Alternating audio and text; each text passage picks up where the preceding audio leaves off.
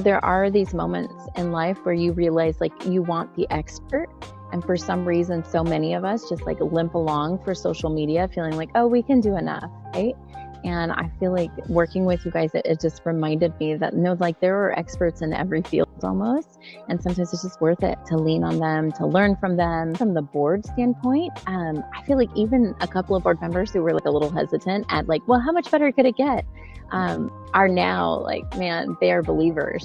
I'm Valerie Crane, and I have the pleasure of leading Help One Child as executive director. And so our mission is to serve and strengthen families impacted by foster care and adoption. So it's a joy really to lead the organization, truly.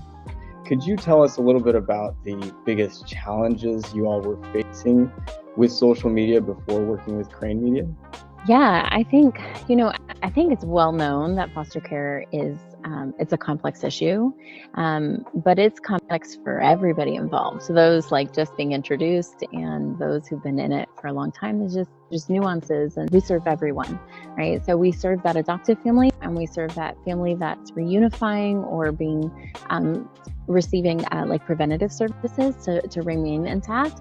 And sometimes it can be really hard to tell the story and like give dignity to all parties involved. And so I think honestly, our biggest struggle was sort of like the paralysis of like just wanting to do it right. I think that honestly, that was part of it, was just like feeling like it was too complex of an issue for us to simplify it. And I think I really underestimated how our messaging could be succinct, it could be clear, it could be direct. Like, I think that you guys came alongside us, listened to what we were saying, and heard a direct message, right? Where it felt like such muddy waters for us, you all were able to sort of like, not take the highlight reel, but take the impact statements and turn them into like beautiful pieces of social media that do tell the full story.